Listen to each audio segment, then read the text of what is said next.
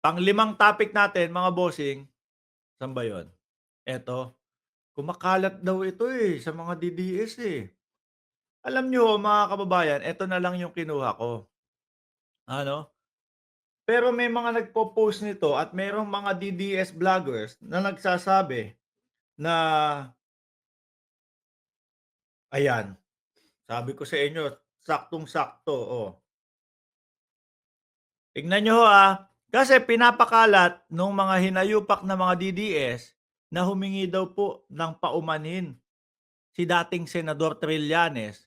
Ayan, statement of former Senator Antonio Trillanes, about settlement of libel damage cases filed against him by Congressman Paulo Duterte and Attorney Manasseh Carpio. Ngayon rumekta ako kaila dating Senador Trillanes, mga kababayan.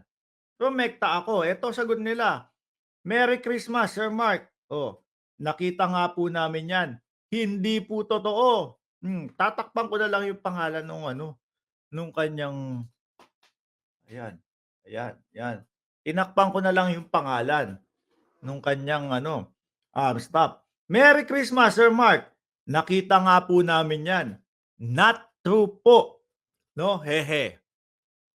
Bakit siya mag-a-apologize at sasabihin na ang unfounded, lumalabas na nga ngayon sa Quadcom. Oh,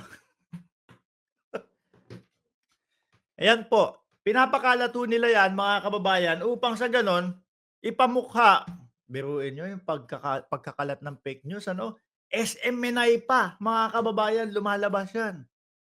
Oh, 'di ho ba? SM Menay pa lumalabas 'yan mga bossing.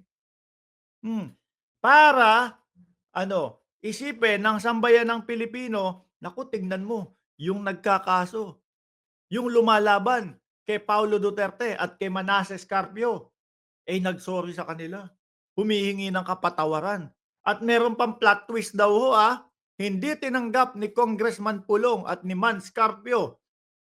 Oh, is that the reason why may biglang kumambyo? Wala ho akong nakikitang kumakambyo mga bossing. Ho, alam niyo ho, ilang beses ko nang nakapanayam dito sa channel natin si ano, si dating Senador Trillanes mga kababayan. Kaya nakakapagtanong ho tayo ng rekta doon sa kanilang mga staff about dito. Wala hong katotohanan. Gusto nila na isipin ng mamamayang Pilipino, tignan niyo nga si Trillanes, ano na, tingnan mo si Trillanes nagso-sorry na, kayo naniniwala pa din sa kanya. Wala pong katotohanan mga boss. Pakalat ulit ng mga DDS dahil bakit ho mga kababayan, kitang-kita na nila, guhong-guho na ho yung mga supporter nila. Kitang-kita na ho nila mga kababayan na wala na po silang makulit. Sa Davao, ano ang dating Pangulong Duterte ano sabi sa Davao? O eto, kunin natin. Nanganganib na nga, Bakit niyo kami iwan mga taga Davao? Oh, oh. Hindi naman ho masasabi ng dating pangulo 'to kung hindi niya nararamdaman. Oh, tumakbo ako pagka-mayor ulit, kaya umayos kayo at ang mga anak ko si Baste ang bise-mayor. Oh, 'di ba? Forbid magkasakit ako, mategi ako, Duterte pa rin ang mayor niyo. Naku, alam niyo na. Kung ayaw niyo nung patakbo ni Baste Duterte diyaan sa Davao, dapat alam niyo na kung ano sagot. Dahil hindi naman lingid sa ating kaalaman mga bossing, konti na lang ho 'yan, si dating Pangulong Duterte. Hindi natin pinapanalangin ha, pero sa nakikita natin na sitwasyon niya, konti na lang ho 'yan mga kababayan. Huwag niyong iwan ang mga Duterte dahil ang mga Duterte hindi kayo iniwan kailanman. Bakit ninyo kami papalitan? Oh, ayan hindi naman ho makakapagsalita ng ganyan 'yan, mga bossing, kung hindi ho nila nararamdaman.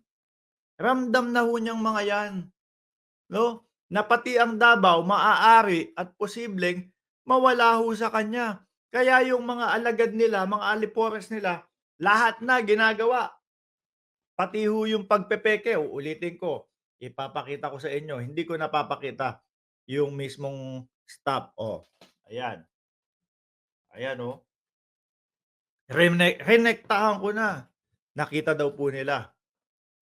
Eh, naku, kung puwede lang kasuhan itong mga 'to, malamang kakasuhan, wala na kasi dead end na ho. Ang ginagawa nila, eh, sa pamamagitan ng pamemeke ng mga balita, mga kababayan, gagawin nila para dumami yung suporta nila, unti na lang po. Miski nga yung Maharlika, eh, nakita niyo ho yung, dati 9,000, 8,000, 6,000 na nanonood, halos parehas na lang ho natin, 1,000 gano'n na lang ho, eh. Ano, sabi ni Bornok, matanda si Digong, Digong, bigay naman niya sa bago at batang mayor ang Davao. Natatakot na lang ho kasi 'yan, na pati ho yung kanilang balwarte, eh, mawala sa kanila, 'no? Knowing how Sentry hates the Duterte ever since, I doubt 100%. Totoo ho, 'no? Biruin mo, sasabihin na si Senador Trillanes ay nagmamakaawa. Eto yung balita, oh, eto yung pakalat nila diyan mismo. Diyos ko po, tuwang-tuwa naman ho yung mga DDS. Alam niyo ho yung mga DDS, mga kababayan, 'pag ganyan, eh, kahit alam na nilang fake news, kakapitan po nila, ise-share po nila 'yan, mga bossing. Kasi wala na, nalubog na din po sila sa pagsuporta diyan.